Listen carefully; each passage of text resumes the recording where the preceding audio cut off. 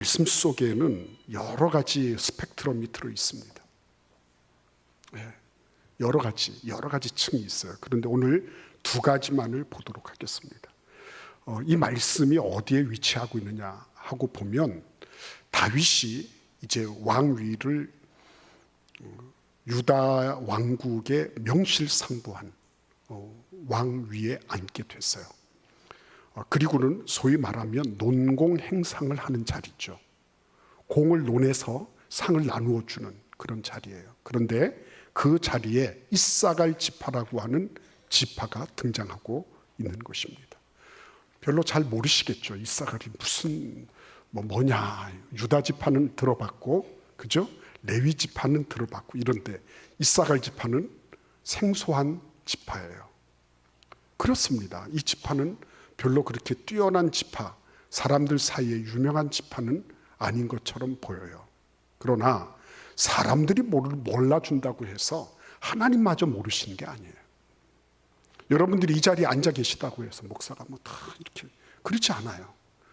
사람들은 잘 모를 수 있어요. 그러나 하나님은 결코 그렇지 않습니다. 여러분 한 분 한 분의 이름을 아시고요. 여러분들이 하나님 앞에 자신의 마음을 드리고 기도하시는 거, 이런 거를 하나님 모르시는 게 없어요. 그러니까 이사갈 지파라고 하는 이 지파가 도대체 갑자기 어디에서 튀어나왔냐 이렇게 물어보면 이 사람들 원래 12지파에 있었어. 야곱의 12아들 가운데 하나였어. 4명의 부인이 있었는데 그 가운데 레아의 아들이야. 이 정도는 우리가 객관적으로 알고 있지만 이 지파의 삶의 여정에 대해서는 별로 아는 바가 없는 거죠. 그런데 이 지파의 리더십, 지도자들이 200명이 있었다고 하는 것입니다. 지도자가 200명이 있었다고 하는 것은 뭘 의미할까요? 그만큼 인재풀이 많았다는 거죠. 우리 교회도요, 하나님 앞에 가만히 이렇게 보면 요소요소에 귀한 인재들이 많이 계세요. 참 감사한 거죠. 인재풀이 많다고 하는 것은 단순하게 사람이 많은 것과는 다른 것입니다. 쓸만한 사람, 요소요소에 사용될 수 있는 사람들이 많다는 것을 의미하는 거예요. 그러니까 여러분, 미국의 사람들 가운데서요, 자기들이 강대국인 이유가 뭐냐, 군사가 강대하고 기업들이 어떻고 이런저런 소리를 하지만 그보다 더 중요한 거는 대학들이 강하다는 거죠. 대학들이. 실제적으로 대학들이 탁월한 학생들을 길러내고 있죠. 그런데 그보다 더 중요한 거, 대학을 가든 안 가든 어떤 한 영역에, 지극히 작은 한 영역에도 전 세계에서 최고 수준의 전문가들을 다 만날 수 있다는 거죠. 그러니까 여러분, 가령 예를 들어서 이 크리스탈 이런 잔이 있잖아요. 여기에 대해서 전문가를 전 세계 50명 뽑아라 그러면 미국에서만 한 50명 정도 나올 거라는 거죠. 그만큼 미국은 인재풀이 넉넉한 것입니다. 인재풀이 넉넉하다는 건 뭘 의미하는 거죠? 그만큼 그 부분에 대해서, 그 분야에 대해서 전문가들이 많은 것이고, 전문가가 많다고 하는 것은 세계를 선도할 수 있는 그런 사람들이 많다는 것을 의미하는 것입니다. 그러니까 여러분, 네이처나 사이언스나 이런 과학 잡지들, 이런 잡지들 가운데서 그 미국의 대학 연구자들 혹은 미국의 연구소에서 나오는 그런 여러 아티클들, 이런 거를 보면, 제가 그걸 다 아는 건 아니에요. 그러나 보도를 통해서 보면 그들은 틀림없이 엄청난 인재풀을 가지고 있기 때문에 세계를 영도하는 거죠. 이사갈 지파가 왜 인재풀이 많았느냐, 그건 잘 알 수가 없어요. 다만 우리는 이사갈 지파가 숨겨져 있는 보물이다. 그렇죠? 제사장들이 보석을 달았죠. 12개를 달았는데 그 가운데 보석 가운데서 하나하나가 각 지파를 의미하는데 그 가운데 토파즈, 황옥이라고 하는 보석이 바로 이사갈 지파의 보석이에요. 그런데 이 황옥은 밝은 데선 별로 빛나지 않는데요. 그런데 어두운 데 가면은 이 옥이 환하게 비치는 거예요. 그러니까 황옥을 찾으려고 하면 뭘 하는 거예요? 작은 랜턴 하나를 들고 그리고 밤에 갱도를 따라 들어가서 그래서 뭔가 희미하게 빛나고 있다 그러면 그거 찾으면 황홀이에요. 예. 어두울 때 빛나는 보석, 그게 바로 이사갈이었습니다. 세월이 캄캄하고 앞길이 보이지 않고 그리고 어디를 보나 도움을 받을 만한 길이 없는 캄캄하고 어두울 때 빛나는 보석, 그게 바로 이사갈을 의미하는 황옥의 보석의 모습이었어요. 근데 여러분, 오늘 이 이사갈 지파의 인재풀 속에서 두 가지가 이루어지고 있다 그랬습니다. 첫째는 뭐죠? 시세를 안다 그랬습니다. 현대인의 성경에서는 시대의 흐름을 안다라고 번역을 했어요. 시대의 흐름. 네. 시대가 어디로 흘러가고 있는지, 이 시대의 추가 어디로 움직이고 있는지를 아는 사람들, 그 사람들이 200명이었다는 거죠. 예. 예수님께서 이렇게 말씀하십니다. 누가복음 12장 56절에서 외식하는 자여, 너희가 천지의 기상은 분간할 줄 알면서 어찌 이 시대는 분간하지 못하느냐, 이렇게 말씀하시는 거예요. 예. 다른 말로 말씀드리면 천지의 기상, 기후는 안다는 거죠. 서쪽에서 구름이 일어나면 소나기가 올 거야, 그러니까 장독대 덮어, 이렇게 되는 거고요. 남풍이 불어오면 오늘 더울 테니까 조금 가볍게 입고 다녀, 이렇게 되는 거 아니에요. 그러니까 천지의 기후는 분간할 줄 알아요. 그런데 예수님이 이 일을 제기하신 건 뭐죠? 이 시대는 어찌 분간하지 못하느냐, 이렇게 말씀하신 거예요. 그러니까 예수님은 작은 것을 무시하신 게 아니에요. 날씨를 분간하고 기후에 대해서 얘기하고 대비하는 것을 비난하신 게 아니에요. 그것도 필요하지만 뭐가 필요하다는 거죠? 전체 시대의 흐름을 관조하면서 이 흐름이 어디로 가는지를 아는 게 필요하다는 거죠. 우리는 핑계 댈 게 많잖아요. 저도 핑계 댈 게 많거든요. 예수님 바빠요, 바빠. 예수님도 한번 제가 하는 일 한번 해보세요. 얼마나 바쁜지 모르겠어요. 코피 터집니다. 예. 그런데 예수님 거기에 대고 내가 지금 이 날씨를 보면서 이것만 해도 바빠 죽겠는데 나를 보고 그렇게 말씀하시면 예수님 서운한 거예요. 그렇게 말씀드리고 싶어요. 예수님 그거 아시죠? 우리의 형편과 사정을 아세요. 예. 우리가 무슨 역사학자, 예? 우리 김창성 장로님처럼 역사학자 아니잖아요. 예? 우리가 미래학자 아니잖아요. 그래서 여러분, 이 시대 전체를 분간하고 분별하는 이런 것들은 어쩌면 우리 손에서 떠나가 있는 것처럼 보일 수 있는 거예요. 예수님도 그거를 알고 계세요. 그러나 중요한 건 뭐예요? 내 손에서 벗어났다고 해서, 그죠? 내가 그 부분을 모른다고 해서 그래서 책임이 면해지는 건 아니에요. 나 그런 줄 몰랐어요. 나 그런 줄 몰랐어요. 예, 그죠? 나 그런 줄 몰랐어요. 그런 법이 있는 거를 나는 애초에 몰랐다니까요. 그렇다고 해서 예, 범과가 없어지는 건 아니란 말이에요. 예. 어느 날 갑자기 30km짜리 신호등 그 통제하는 거 그게 섰어요. 어느 날 갑자기예요. 난 예사로 50km인 줄 알고 그거 달렸어요. 달렸는데 잘 달렸다고 정부에서 쪽지가 날라왔어요. 그래서 딱 펼쳐보니까 이거 적지 않은 금액이에요. 가서 따졌어요. 왜 나도 모르는데 왜 저런 30km짜리를 막 달아놨냐고. 그죠? 그게 여러분 이 제기가 받아들여지겠습니까? 모르는 게 죄죠. 모르는 게. 모르는 것도 범죄라 그랬어요. 그래서. 예. 그러니까 여러분, 우리의 모든 상황을 하나님은 알고 계세요. 우리가 얼마나 바쁘고 분주하고 피곤한지 알고 계세요. 그럼에도 불구하고 우리가 알아야 될 것은 알아야 되는 거죠. 이 시대가 지금 어디로 가고 있는지, 아이들이 지금 어떤 교육을 받고 있는지, 이러다가 어떤 일이 일어나게 될 것인지, 그죠? 이거는 알아야 되죠. 근데 여러분, 오늘 본문 말씀에 보시면 우리 같이 한번 이 말씀 32절 말씀, 역대상 12장 32절 말씀 한 번 더 같이 읽어보겠습니다. 이사갈 자손 중에서 시세를 알고 이스라엘이 마땅히 행할 것을 아는 우두머리가 200명이니 그들은 그 모든 형제를 통솔하는 자이다 그랬습니다.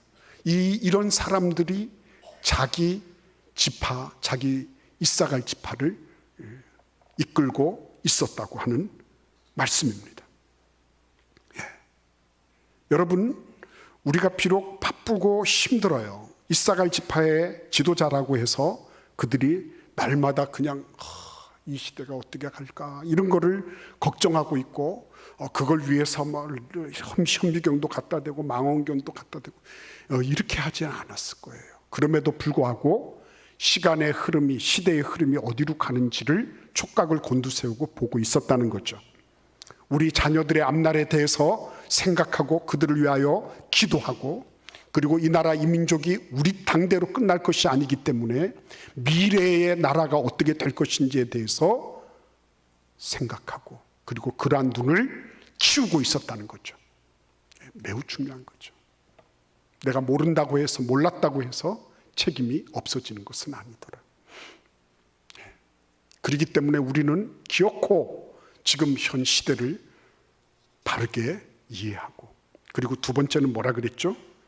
이스라엘이 마땅히 행할 것을 아는 지도자들이라고 했습니다. 그래요. 이론적으로는 잘 아는 사람들 많습니다. 말 잘하는 분들도 많이 있습니다. 그런데 그것을 가지고 어떻게 마땅히 행할 것, 더도 말고 덜도 말고 적절하게 행할 길을 아는 사람, 이런 사람들이 이사갈 지파 안에 성장하고 그들이 리더십을 가지고 있었다는 말입니다. 참 괜찮잖아요. 좋잖아요. 그렇죠? 참 좋은 것입니다. 자, 그런데 여러분, 왜 오늘날 이러한 일들을 말하지 않을 수가 없었을까 하는 것입니다. 이사갈 자손이 있던 때에 왜 그들이 시세를 알고 마땅히 행할 길을 알아야 될 일이 있었을까요? 그렇죠. 사울 왕하고 다윗, 그렇죠. 다윗은 지금 어떤 존재죠?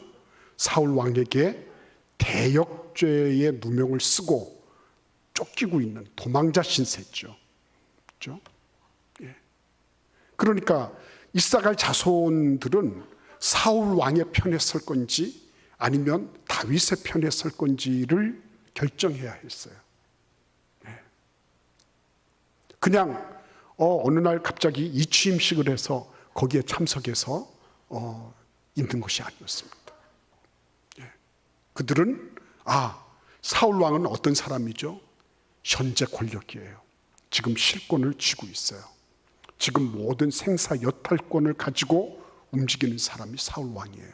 그러니까 굉장히 현실성이 있는 권력이 사울 왕이었습니다. 근데 다윗은 뭐죠? 미래 권력이었습니까? 결론적으로는 미래 권력이었지만 사실은 이건 무슨 권력이라고 얘기할 것도 없죠. 도망자죠, 도망자. 도망자입니다.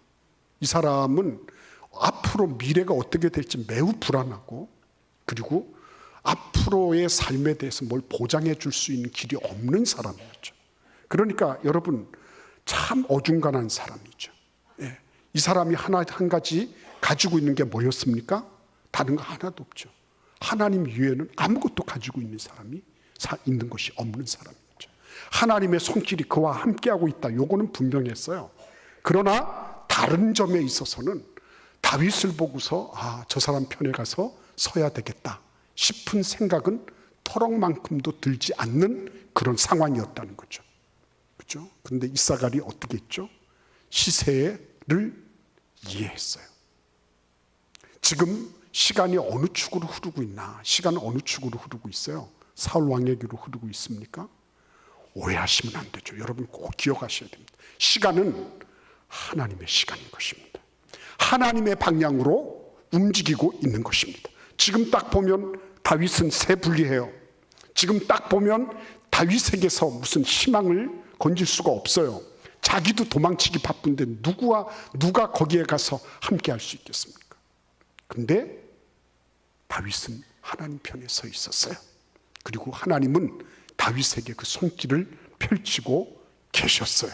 그러므로 여러분, 이사갈 자손이 선택한 것은 사울이냐 다윗이냐가 아니라 그들은 하나님이냐 세상이냐에서 하나님을 선택한 것입니다. 여러분, 이것을 예사롭게 보지 마세요. 사람들은요, 내가 봐서 좋은 사람, 이번에도 정치적인 프레임을 씌우려고 하는 사람들, 이런 사람들이 있어요. 여러분, 우리는 정치적으로 좌냐 우냐를 따지려고 하는 사람들이 아니에요. 좌도우도 죄인들이에요. 여러분, 중간에 서 있다고 죄인이 아닌 것이 아니에요. 어디에 교회가 말이죠, 정치적인 논리를 앞세워서 그 논리에 깨춤을 추는 것, 범죄 행위예요. 그렇지 않습니다. 나의 성향은 좌일 수도 있고 우일 수도 있어요. 어떤 사람들은 그렇게 얘기합니다. 이거는 날 때부터 결정되는 거다. 그렇기 때문에 어떻게 말릴 수가 없는 거다. 이렇게 또 얘기해요. 그 문제가 아닌 것입니다. 이거는 영원한 진리의 문제이냐, 아니면 이 세상을 편하게 살아갈 문제이냐, 이거를 결정하는 거예요, 여러분. 여러분, 그렇기 때문에 이 사람들은 하나님 편을 선택했어요. 하나님 편을 선택하니까 다윗에게로, 다윗이 하나님 편에 서 있으니까 당연하게 다윗에게로 편입될 수밖에 없었어요, 여러분. 근데 이와 같이 선택을 할 때 그게 쉬웠겠습니까? 결코 쉽지 않았죠. 결코 쉽지 않았어요. 여러분, 오늘날도 마찬가지입니다. 동성애 문제에 대해서 이게 옳으냐 그르냐 뭐 이런 얘기 많이 해요. 그거를 표면적으로 보면 이 사람은 이렇게 얘기하고 저 사람은 저렇게 얘기하고, 저도 동성애 자녀를 지닌 그 부모들의 눈물을 조금은 알고 있어요. 그들이 얼마나 아파할까.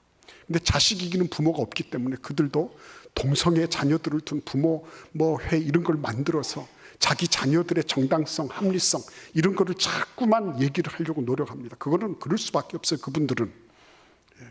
그분들을 보면서도 아픈 거예요. 그래, 그렇겠다. 그럴 수밖에 없겠다. 그죠? 어느 날 갑자기 평소에 같이 친하던 친구를 내 남편이라 그러고 데려오는 거예요. 딸이. 내 남편이라고. 기함을 토하죠. 기함을 토해. 어느 날 갑자기 남자친구지만 내가 이 집에 장가 들기로 했다고. 그래서 부모, 그 아이들이나 어디나 가면 부모가 있잖아요. 근데 거기에 부모가 다 삭제가 되고 부모 1, 부모 2, 남자인지 여자인지 모르니까 그런 일이 벌어지는 거죠. 근데 여러분, 이런 일들이 일어나기 전에 어떤 일들이 있었을까 하는 것을 잠시 알 필요가 있습니다.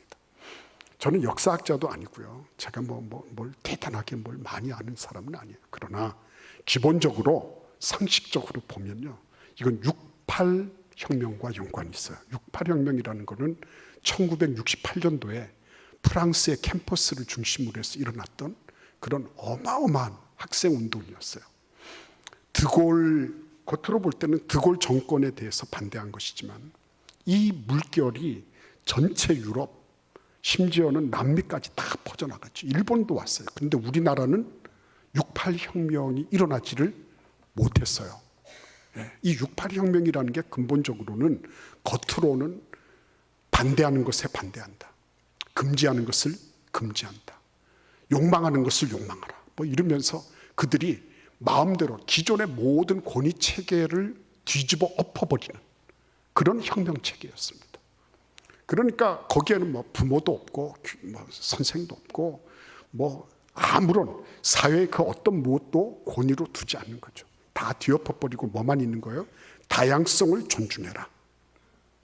모든 것들은 다 평등해야 된다. 그리고 약한 것, 소수자, 이들을 위해서 사회적인 모든 서포트를 아끼지 마라. 이렇게 된 거죠. 그래서 여러분, 이 68 혁명의 연원을 쭉 올라가 보면 거기에는 프랑크푸르트 학파라는 사람들이 등장합니다. 마르쿠제를 위시해서. 이런 사람들이 등장해요. 근데 이 마르쿠제나 이런 프랑크푸르트 학파의 철학자들은 프로이드와 연관이 있는 사람들이에요. 특별히 이 사람들이 받아들인 것은 빌헤름 라이라고 하는 사람의 이론이었어요. 빌헤름 라이는 프로이드의 제자였습니다. 근데 이 사람이 특별히 성독착적인 문제가 있었어요. 이 사람도 어렸을 적에 성적으로 남용을 당했어요. 그리고 그 집도 14살 때부터 벌써 하녀들하고 그런 짓을 하고 돌아다녔으니까 성독착증 환자가 됐어요. 프로이드 학파에서도 쫓겨났던 사람이에요. 그래서 미국으로 갔다가 거기에서 죽어간 사람입니다. 근데 빌헬름 라이가 책을 썼어요. 성혁명이라고. 근데 그 성혁명이라는 책이 결국은 뭐냐면 다 누구나 붙잡고 누구나 다 동물적인 본능을 만족시키라는 거예요. 왜? 인간이라고 하는 건 쾌락의 집합이니까. 인간은 인격적인 존재가 아니라는 거예요. 물질이기 때문에 물질이 추구하는 건 쾌락이니까 그 쾌락을 금지하는 것을 전부 다 막아버려라. 이렇게 된 거예요, 여러분. 근데 그게 어디에서 들었던 것 같죠? 그렇죠. 막스의 유물론이죠. 인간을 물질로 본 것입니다. 인생의 모든 것들을 물질로 환산하는 거예요. 그래서 물질인 인간이 뭐 대단하게 뭐 권위를 내세우고 무슨 형식이며 뭐며 이런 게 필요하냐? 예, 그러니까 물질이니까 물질대로 물질답게 살아라. 예, 엄마도 아버지도 없고 뭐 위아래도 없고 마음대로 가서 살았고 마음대로 동물처럼 교접하고 마음대로 살아라. 그게 빌헬름 라이의 성혁명의 골자예요. 그걸 그대로 받아들인 거죠. 그러니까 여러분, 겉으로는 성혁명이지만 뭐죠? 68혁명이 당도하지 못했던 우리나라는 뭐가 있었던 겁니까? 학교가 있었고 교회가 있었고 그리고 가정이 있었던 거죠. 예. 그러니까 안토니오 그람시라고 하는 이탈리아의 천재 공산주의자가 있습니다. 이 사람이 말이죠. 벌써 정치적으로 무력적으로 공산혁명을 이룬다고 하는 것이 한계가 있다는 걸 벌써 뚫어봤어요. 그래서 그가 만든 이론이 진지전이라는 것입니다. 자기들의 시기가 올 때까지 진지 안에 들어가서 역량을 키우는 거예요. 여러분, 이 공산주의자들도요, 그걸 아는 것입니다. 내가 새 분리할 때는 웅크리고 들어가 앉아서 나의 역량을 키운다. 그 다음에 시간이 딱 되면 튀어나와서 기동전을 벌인다. 민첩하게 적의 고지를 점령하는 거예요. 매체를 점령하고 문화를 점령하고 사람들의 취향을 저격하고 이래서 우리가 바라던 무법천지한 공산사회를 만드는 것이라는 거예요.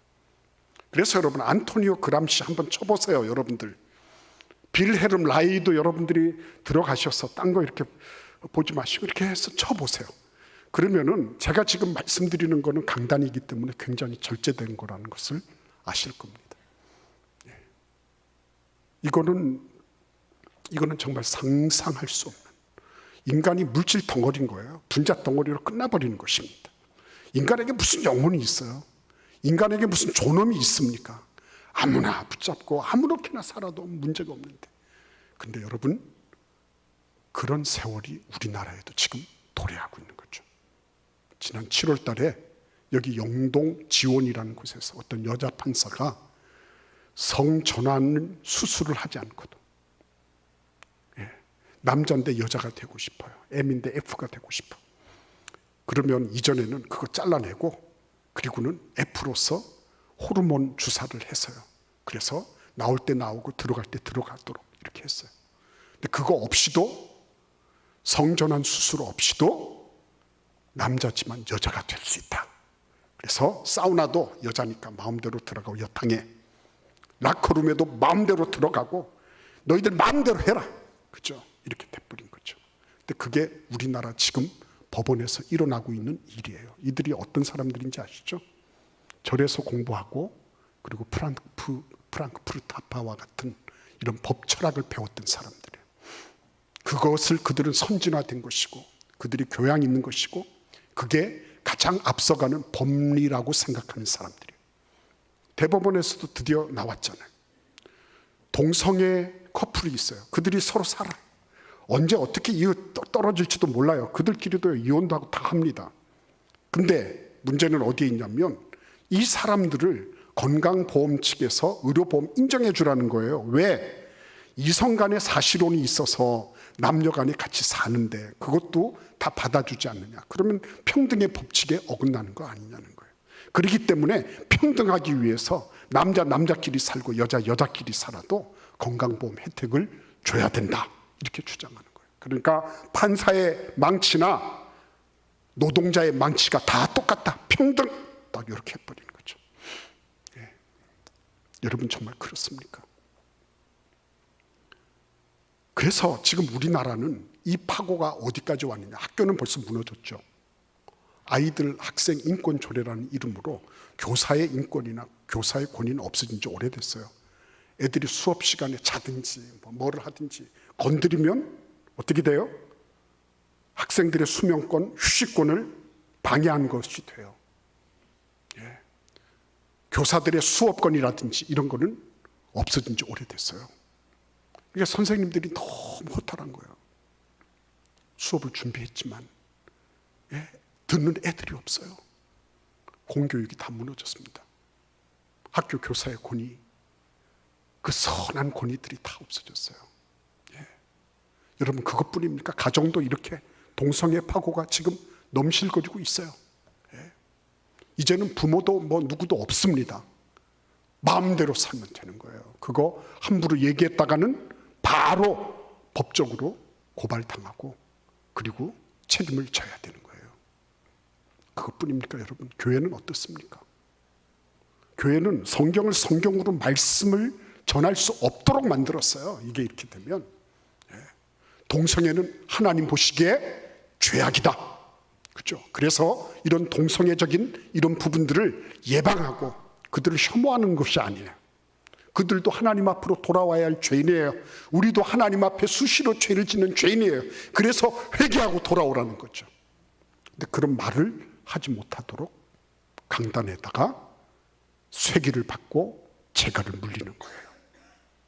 여러분 이런 일들을 보면서 이게 지금 시대가 어떻게 나만 잘 먹고 잘 살고 나만 우리 교회만 잘 되고 나만 우리만 어떻게 해서 알콩달콩 천만에 그렇게 되지 않습니다.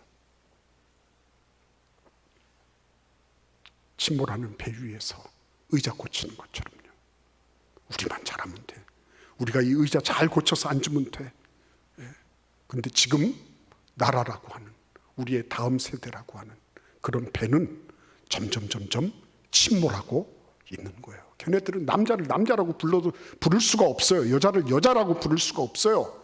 여러분 그런 시대를 살아가야 되겠습니까? 우리가 지금 아니 너는 남자고 너는 여자고 하나님이 그렇게 우리를 지으셨어.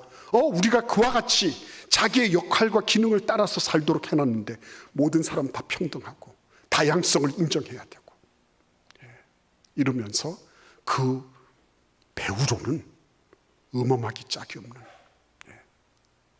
무정부, 모든 권위들이 다 철폐되고 마음대로 동물적인 쾌락과 본능만 춤추어대는 그런 사회가 이룩돼야 했지 그게 되겠느냐 하는 것입니다. 그래서 여러분 오늘 여기 보시면 뭐라 그랬어요? 마땅히 행할 것을 안다. 그런 거예요. 이게요 쉽지 않아요. 마땅히 행할 것을 안다. 지식적으로는 알아. 그런데 행할 것에 대해서는 주춤주춤하는 거예요. 왜냐하면 내 에너지가 들어가고 물질이 들어가고 내 시간이 들어가고 이래야 되니까.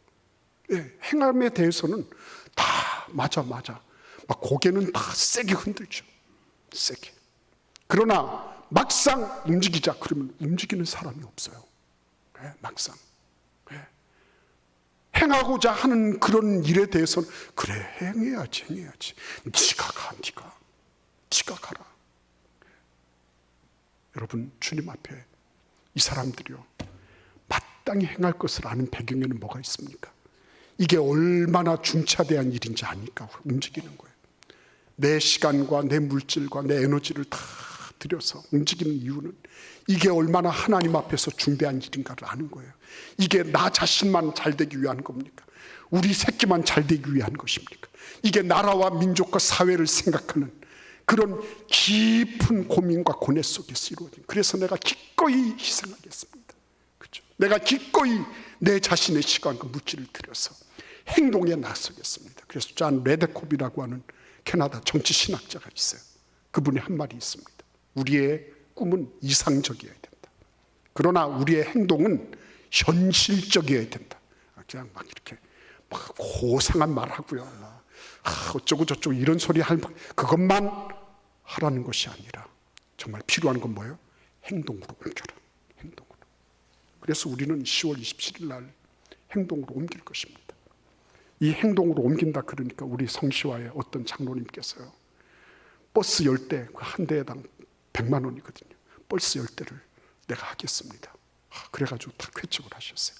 어떤 교회는요, 내가 그러면 우리 교회는 그날 오래전부터 지역 주민하고 바자회를 하도록 돼 있어서 우리가 참여하지 못하는 대신에 버스 5대 값 내놓겠습니다.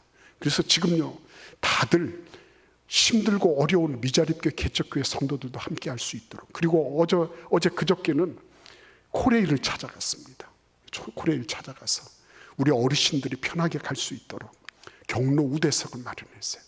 지금 일단 200석은 확보를 해놨어요.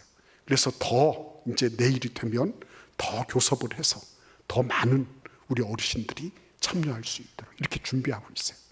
근데 여러분, 이런 것들이 다 무엇을 위한 것입니까? 나를 위한 것입니까? 나 혼자만 잘 되라고 하는 것입니까? 누구 이름을 내려고 하는 것입니까? 아니거든요. 하나님의 나라를 위해서, 이 나라 민족의 미래를 내다보면서 우리 사랑하는 자녀들이 살아갈 이 땅을 위해서 우리 어르신들이 일어나는 거 아니에요. 저는 그런 분들을 뵈면서 너무 존경스러운 거예요. 내가 비록 힘들고 어렵지만 나는 기도하겠습니다. 나는 얼마라도 하나님 앞에 드려서 이 일들을 위해서, 이 한국 교회가 정말 현실적으로 행동하는 일에 내가 보탬이 되겠습니다. 이런 분들이 막 나오고 있는 거예요. 저는 지금 이곳 저곳에서 불리우고 있습니다. 어떤 교단에서는 저를 보고 노예 석상에 와서 이 일들을 좀 설명해 달라고 부탁까지 해왔어요. 제가 기꺼이 간다 그랬습니다. 모든 스케줄 다 비우고 아침, 점심, 저녁으로 목사님들 만나고 교단 여러 대표들을 만나면서, 그래서 이 일들을 진행하고자 하는 거예요. 여러분, 기도해 주십시오.